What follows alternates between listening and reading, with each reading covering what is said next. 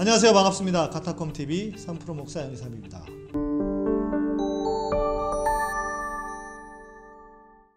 오늘은 16회 상식적인 기독교. 기독교와 상식은 애초에 맞지 않는 것일 수도 있습니다. 왜냐하면 우리는 전혀 비상식적인 방식으로 신앙을 갖기 때문입니다. 제가 비상식적이라고 하는 것은 상식이 없다라는 뜻은 아닙니다. 우리가 눈에 보이지 않는 하나님을 섬긴다 라는 측면에서 드리는 말씀입니다.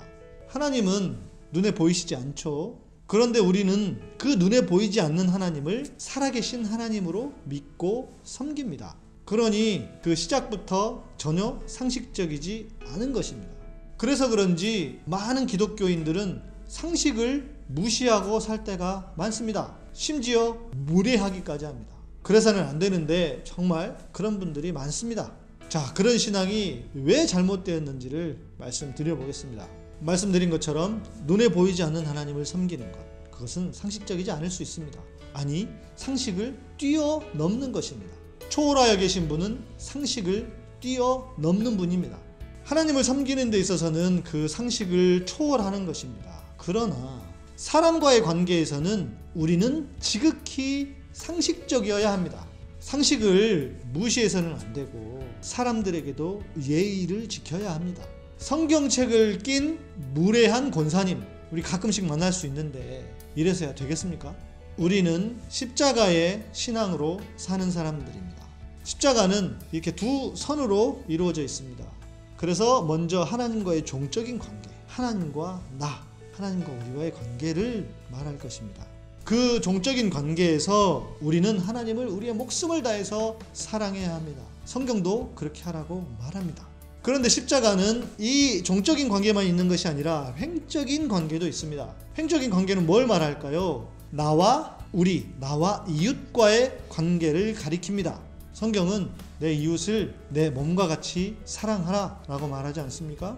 그런데 이 횡적인 관계는 무시하고 사는 분들이 정말 많은 것 같습니다. 하나님만 사랑하면 된다고, 이 종적인 관계만 신경을 쓰고 내가 하나님만 내 목숨을 다해 사랑하면 된다고 하면서 이 횡적인 관계는 전혀 무시하고 사는 신앙인들이 많다는 것이죠.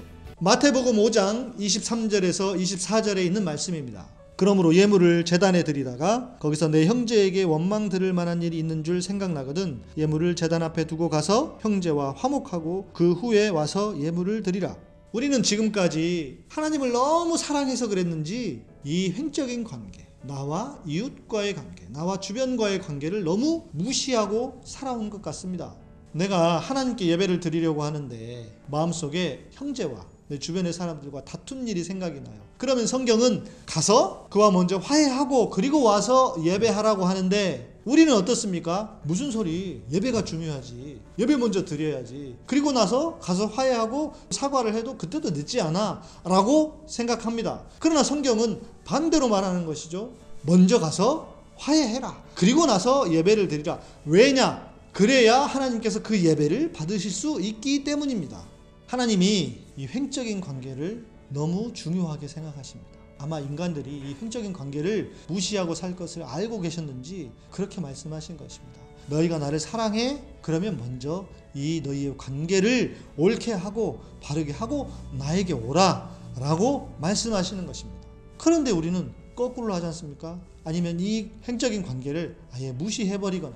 기독교인의 신앙은 사랑의 이중 계명을 통해 완성됩니다. 이것이죠. 하나님을 사랑하고 내 이웃을 사랑하라. 예수님 시대에 고르반이라는 것이 있었습니다. 원래 고르반이란 하나님께 드리기 위해 거룩하게 구별하여 따로 떼어둔 제물을 가리켰다고 합니다. 그런데 사람들이 인간으로서 부모에게 다해야 하는 의무, 부모를 잘 섬기고 봉양해야 하는 그 의무를 뒤로 한 채 하나님께 다 드렸으니 괜찮다, 그러면 하나님이 받으시는 거야 라고 생각하는 것이 고르반이 되었다는 것입니다. 부모님은 눈에 보이는 분이고 하나님은 눈에 보이시지 않는 분이니 그게 더 쉬워서 그랬는지도 모르겠습니다. 우리가 하나님을 사랑한다면 사람에게 잘해야 합니다. 주변 사람에게 잘해야 합니다. 한마디로 사람에게 잘해야 하나님께서 받으십니다. 요한복음 13장 34절부터 35절에 있는 말씀입니다. 새 계명을 너희에게 주노니 서로 사랑하라. 내가 너희를 사랑한 것 같이 너희도 서로 사랑하라. 너희가 서로 사랑하면 이로써 모든 사람이 너희가 내 제자인 줄 알리라. 하나님을 죽도록 사랑한다고 말하는 것보다 너희가 서로 사랑하면 내 제자인 줄 알겠다고 주님이 말씀하십니다.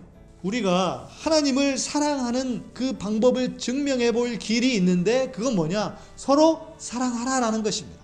반대로 이것은 우리가 서로 사랑하지 않으면 하나님을 사랑하지 않는다는 뜻이 되기도 합니다.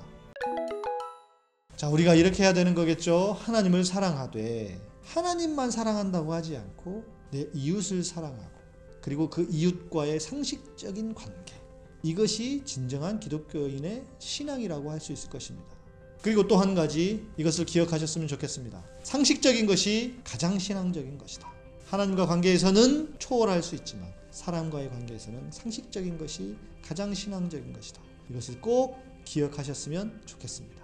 오늘 말씀을 들으시고 좋으셨다면 좋아요, 구독하기 그리고 알람 설정을 해두시고요. 후원을 원하시는 분들은 제목 밑에 멤버십이나 후원 계좌가 있으니까요. 그쪽으로 후원해 주시면 감사하겠습니다. 양희삼 목사의 복음의 사람 되기 복사기는 매주 수요일에 업데이트됩니다. 감사합니다.